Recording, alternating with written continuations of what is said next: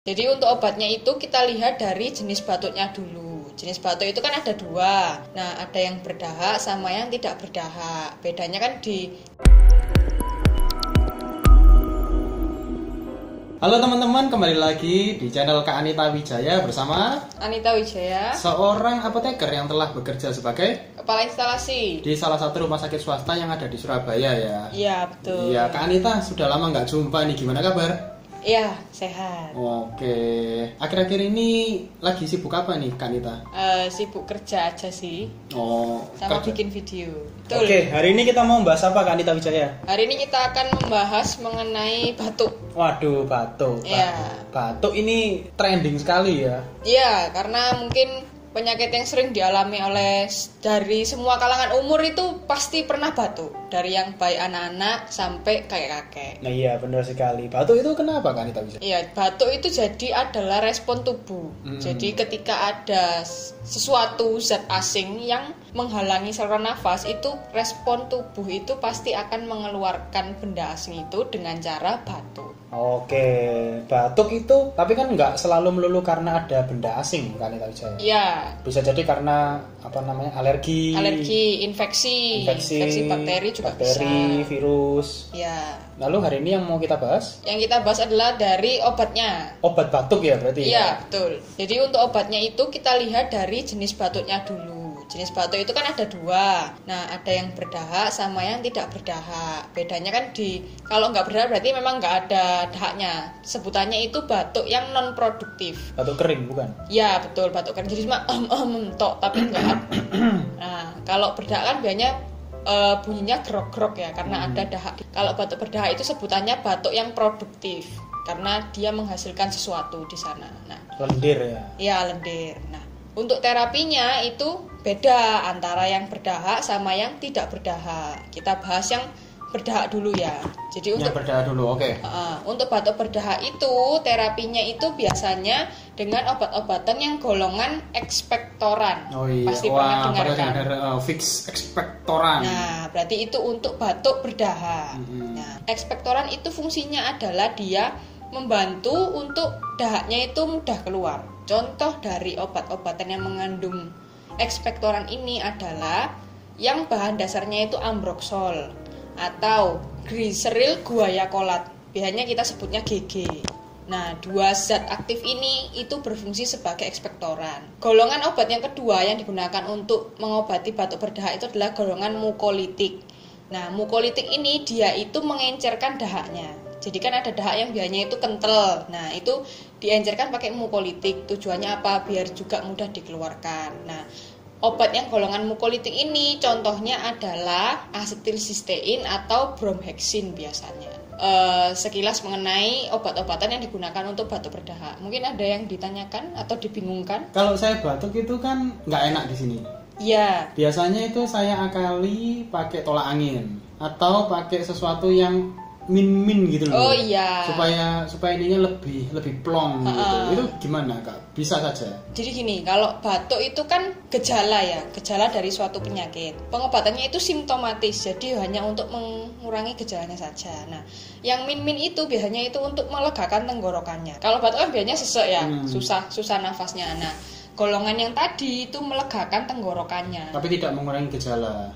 Tidak, hanya membantu melegakan dan juga tidak membantu dahaknya keluar. Oh, cuma sekedar bikin kita lega aja. Jadi biar nggak sesek biasanya. Nah, itu tadi kalau berdahak ya. Sekarang kita bahas yang tidak berdahak. Nah, untuk batuk tidak berdahak, kalau dikasih golongan obat yang untuk batuk berdahak gimana? Ya nggak ngefek, soalnya emang nggak ada dahaknya. Kita pakai obat yang golongan antitusif. Nah, antitusif ini dia itu langsung menekan pusat batuknya. Golongan obatnya itu yang terkenal ada dua, yaitu kodein yang pertama. Kodein ini tapi termasuk obat golongan narkotika. Jadi belinya harus gimana kalau narkotika, Kak? Narkotika pakai resep dokter ya? Ya, harus resep dokter dan itu harus resep asli. Nah, yang kedua, pasti teman-teman sering dengar obat ini, yaitu obat dextromethorphan. Nah, itu adalah antitusif yang kedua. Antitusif ini cuma ada dua yang sering dipakai, kodein sama dextromethorphan. Nah, dia itu prekursor yang dextromethorphan. Itu. Jadi cuma dua ini. Nah, yang kodein ini biasanya itu ada efek sampingnya. kalau kita pakai kodein. Efek sampingnya sangat terkenal sekali, yaitu adalah menyebabkan konstipasi. Jadi biasanya orang-orang yang minum kodein itu pasti akan susah banget untuk BAB.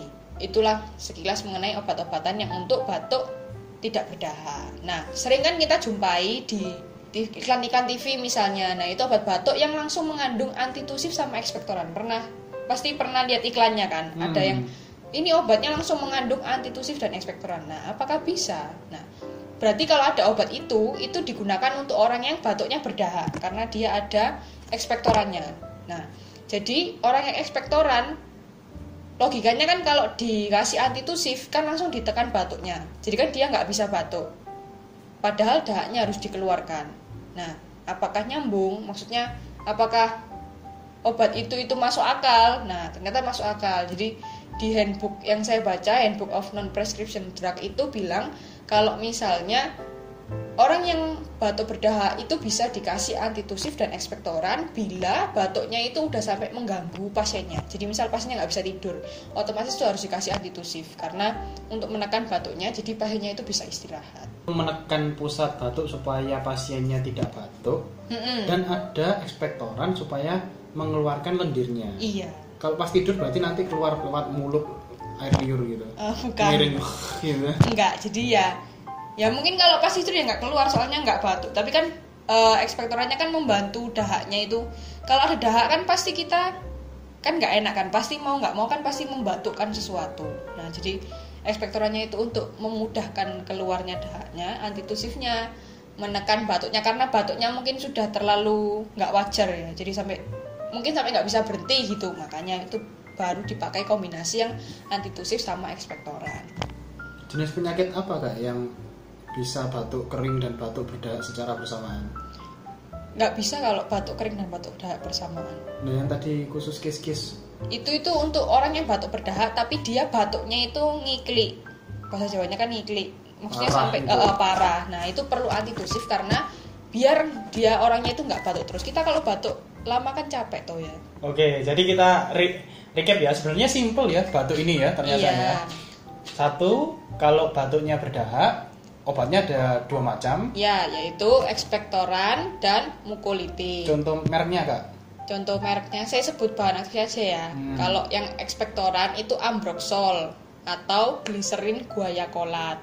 Kalau yang mukolytik itu contohnya asetilsistein atau Bromhexin. Kalau yang kedua untuk batuk yang tidak berdahak itu obatnya golongan antitusif. Contohnya ada 2 yang terkenal, yaitu satu kodein golongan narkotika, yang satu dextrometorphan golongan obat bebas terbatas. Seperti itu. Dan ada satu lagi yaitu kombinasi antara antitusif dan ekspektoran yang digunakan untuk batuk-batuk berdahak tapi yang batuknya itu sampai heboh, sampai lebay, sampai hiperbola. Nah, oke, mungkin dari teman-teman ada yang ditanyakan, bisa tinggalkan pertanyaan di kolom komentar ya. Ya, di komen di bawah ini. Dan juga jika kamu suka video ini dan ingin membantu kita untuk supaya kita lebih baik lagi dalam membuat konten video, bisa kamu lakukan dengan cara subscribe dan juga share ke teman-teman kamu. Ya, jangan lupa di like. Oke, sekian dulu video kali ini.